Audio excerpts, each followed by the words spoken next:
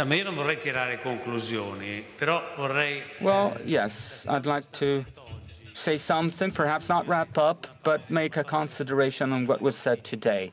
I'd like to add a word that perhaps was not spent so far that allows us to understand what is happening in the Arab world. And that word is the young. Today, the West, unfortunately, is still looking at the Arab world as though it were something that is perhaps not as Huntington considered it, but as Edith Said considered it. So the Arab world is still viewed as an exotic world that is distant, that is old, that is different, that is perhaps true enough, also romantic and pleasant, but it's very different from the West that is developing, and an East instead that is lagging behind, and in which the culture of the tribes and perhaps of the families is still predominant, according to that stereotype that us Westerners have.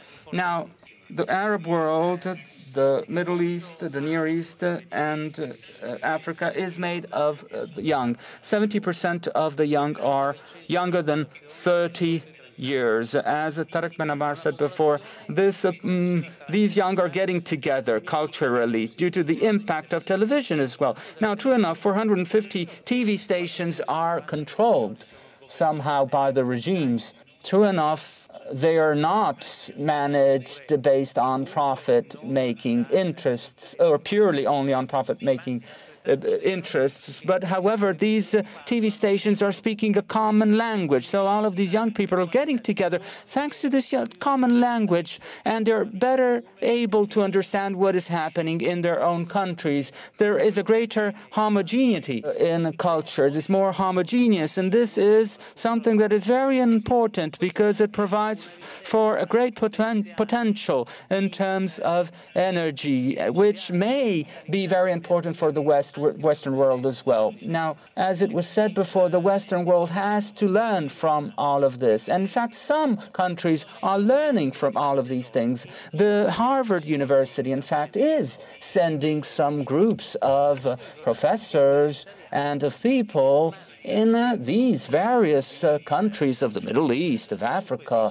and of the Near East for precisely this reason, because they want to find in the higher schools the top performing students who are then invited to Harvard and who are provided a grant for their studies. So the intelligence that is being produced in these countries very often is funneled in Harvard, in Yale, and the MIT. Now, in Italy instead, we're going in a rather different direction. We're creating barriers which are not able to protect us from this world. No, not at all, but that actually prevent us from getting in touch with this world, the world that is becoming more and more developed, that has a vitality and an energy which, alas, today we're losing.